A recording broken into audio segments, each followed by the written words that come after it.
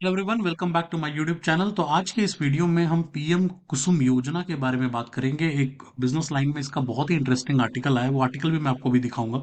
ठीक है, तो उसके बारे में डिटेल में बात करेंगे। ये योजना क्या है, इसका ऑब्जेक्टिव क्या है, इसका प्रोग्रेस कैसा रहा है, उन सभी चीज़ों के बारे में बात करेंगे। ओके, अगर आप मेरे टेलीग्राम चैनल को ज्वाइन करना चाहते हो तो ये रहा उसका लिंक, यहाँ से ज्वाइन कर लेना।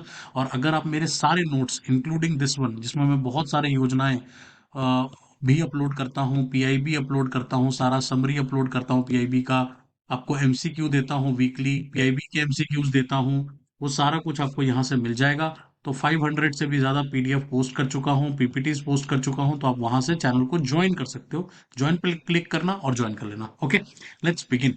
तो बात करते हैं, ये रहा वो आर्टिकल जो पब्लिश हुआ है, आप देख सकते हो 13 तारीख को ही पब्लिश हुआ है ये आर्टिकल पीएम कुसुम योजना के ऊपर। तो इसको डिटेल में बात करते हैं। ठीक है, लेट्स बिगिन। तो कुसुम स्कीम है क्या, पहले उसके बारे में थोड़ा सा बात करते हैं। तो मार्च 2019 में इसको लॉन्च किया गया था। तो कितना स्केल अप हुआ है, वो सब चीजों के बारे में यहाँ पर हम इस वीडियो में बात करेंगे।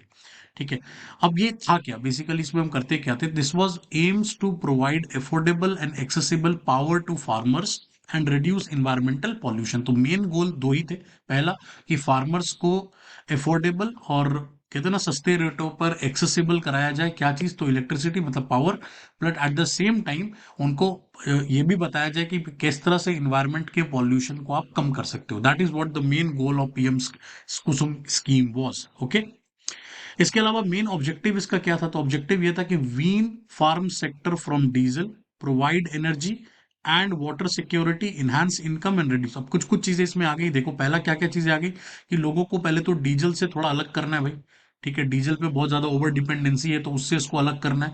प्लस एनर्जी प्रोवाइड करनी है, वाटर की सिक्योरिटी प्रोवाइड करनी है, इनकम इनहांस करना है, एड प्लस रिड्यूस करना है पॉल्यूशन। तो ये सब कुछ कहीं ना कहीं ऑब्जेक्टिव में था। किस चीज के, तो हमारे पीएम कुसुम स्कीम के। ठीक है, आगे बात करें इसके तीन कंपोनेंट्स क्या थे स्कीम के। तो कंपोनेंट नंबर ए था कि decentralised grid connected solar power plants 10,000 megawatt capacity. तो पहले लेवल पे कंपोनेंट ए में हमें decentralised grid connected solar power plants बनाने हैं, जो कि 10,000 मेगावाट कैपेसिटी के होंगे। इसके बाद कंपोनेंट बी क्या था, installation of 14 lakh stand alone of grid solar pumps. जो सेकेंड लेवल पे था वो ये था, कंपोनेंट बी क्या था, कि हम 14 lakh stand alone solar pumps लगाएंगे। ओके, एंड नंबर थ्री जो हमारा कंपोनेंट सी था वो था solarisation of 35 lakh existing grid connected agriculture pumps through individual and feeder level solarisation. अब इसमें तीसरे लेवल पे जो थर्ड कंपोनेंट था वो ये था, कि जो ऑलरेडी एग्जिस्टेड पंप्स हैं उनको भी हम सोलर में कन्वर्ट करेंगे, जो अप्रोक्सीमेटली 35 लाख तक किया जाएगा। ठीक है, तो ये हमारे तीन कंपोनेंट्स थे, जो तीनों मैंने आपको बता दिए, A B C. Okay, total solar capacity अब अगर हम देखें हमारा टारगेट कितना था, तो 34,800 मेगावाट, जो कि हम मार्च 26 तक अचीव करना चाहते थे। प्लस सेंट्रल फाइनेंशियल सपोर्ट हमें कितना दिया गया था, तो 34,422 करोड़ का हमारे पास फाइनेंशियल सपोर्ट भी दिया गया था इस स्कीम को। ओके, मूविंग ऑन, अब आगे देखते हैं, केस स्टडी की बात करते हैं कि बिहार में जब इसको इम्प्लीमेंट किया गया सोलर दीदीज के नाम से, तो क्या हुआ उसके बारे में बात करते हैं। Beneficiary of local initiative rather than just PM Kusum. तो सबसे इंपॉर्टेंट चीज ये है कि भाई जो लोकल इनिशिएटिव्स लिए गए, सिर्फ पीएम कुसुम की हम अकेले बात नहीं कर रहे, जो लोकल लेवल पे इनिशिएटिव्स लिए गए उसका भी कहीं ना कहीं फायदा मिला, बेनिफिशियरीज मिले लोगों को। Plus Bihar focused on the grid solarisation instead of individual solar irrigation projects. तो पीएम कुसुम योजना कहीं ना कहीं इंडिविजुअल सोलर इरिगेशन प्रोजेक्ट करने की बात करता था, बट जो सोलर दीदी जो बिहार में हमने यूज किया है उसमें कहीं ना कहीं हमने ग्रिड सोलराइजेशन करने की कोशिश की, और वो वहां के लिए काफी फायदेमंद साबित हुआ। इसके अलावा political economy and non alignment of state and central government scheme influence Bihar non adoption of PM Kusum. अब देखो ये चीज समझना पड़ेगा आपको, ये एक इंपॉर्टेंट क्वेश्चन बन जाता है कि बिहार में कहीं ना कहीं पीएम कुसुम पूरी तरह से इंप्लीमेंट नहीं हो पाया। क्यों नहीं इंप्लीमेंट हो पाया, क्योंकि आपको पता ही है सेंटर में गवर्नमेंट अलग है, स्टेट की गवर्नमेंट कई बार अलग है, तो दोनों में के बीच में पॉलिटिकल कहीं ना कहीं कोऑर्डिनेशन नहीं बना। इसी वजह से गवर्नमेंट की जो पीएम कुसुम की स्कीम थी वो वहां पे नहीं इंप्लीमेंट हो पाई प्रॉपर तरीके से, और वहां पे सोलर दीदी के नाम से इंप्लीमेंट किया गया, और वो वहां के हिसाब से सक्सेसफुल रहा। ओके, अब इंप्लीमेंटेशन चैलेंजेस क्या क्या आए उसके बारे में बात करते हैं, जो कि अभी 2024 की रिपोर्ट आई है उसके हिसाब से। तो सबसे पहले तो कि प्रोग्रेस बहुत ही अनइवन रहा है इसके कंपोनेंट्स में। ठीक है, कंपोनेंट बी जो था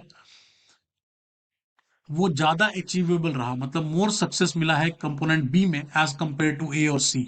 राइट, और कंपोनेंट बी मैंने आपको अभी यहाँ पे बताया था। राइट, कंपोनेंट बी हमारा क्या था कि 14 लाख जो stand alone of grid solar pumps बनाए जाएंगे, वो ज्यादा कामयाब हुए, रादर देन ना तो हम एग्जिस्टिंग वाले को कन्वर्ट कर पाए और ना ही तो हम जो है वो पावर ग्रिड लगा पाए। तो वो दोनों ही चीजें कहीं ना कहीं हम कर नहीं पाए हैं।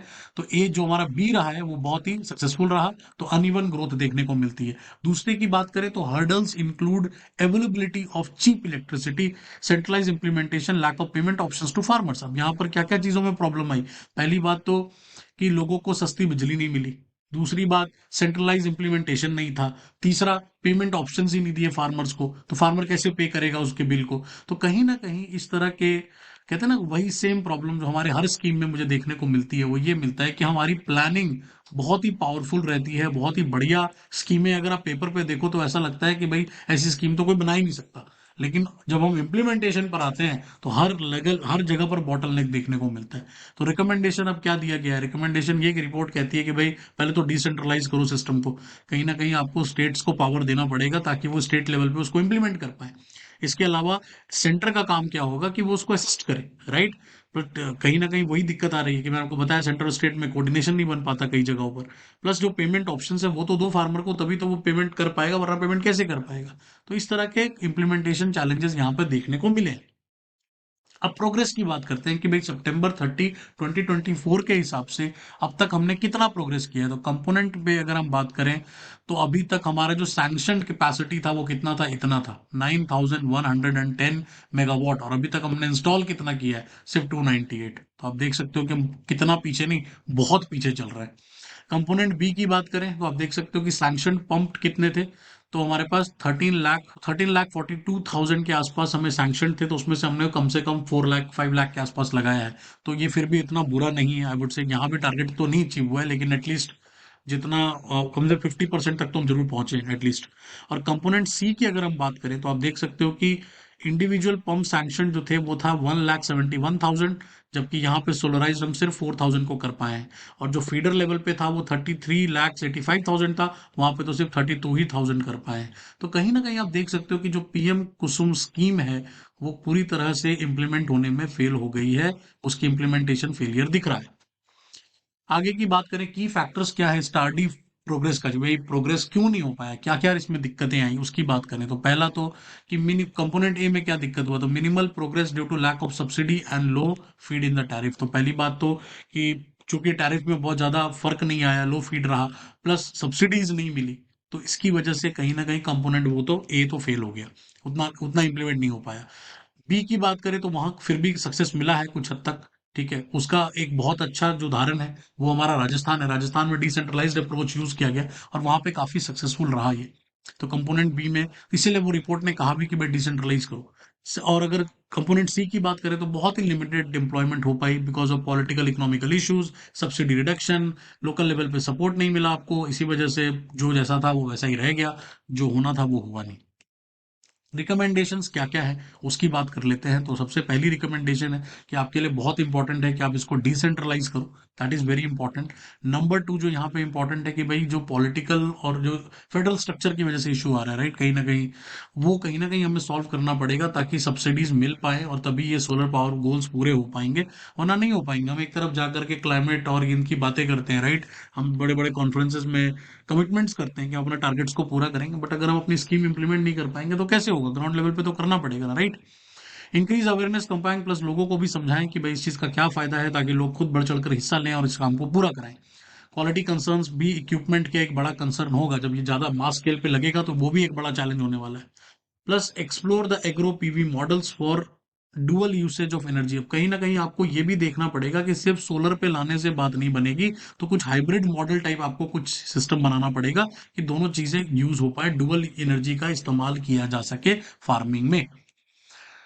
तो ओवरऑल कंक्लूजन क्या निकल कर आता है कि सेंटर और वर्क और स्टेट दोनों को एक साथ काम करना चाहिए ताकि ये स्कीम अच्छे से इंप्लीमेंट हो पाए, और स्कीम कहीं ना कहीं एग्रीकल्चर सेक्टर के लिए बहुत रिवॉल्यूशनाइज कर सकती है अगर हम इसको सही तरह से इंप्लीमेंट करें। So thank you so much. I hope कि आपको ये पूरा समझ में आ गया हो, स्कीम कहाँ स्टैंड करती है आज के डेट में, वो सारा मैंने आपको समझा दिया। मिलते हैं अगली वीडियो में, तब तक के लिए बाय बाय।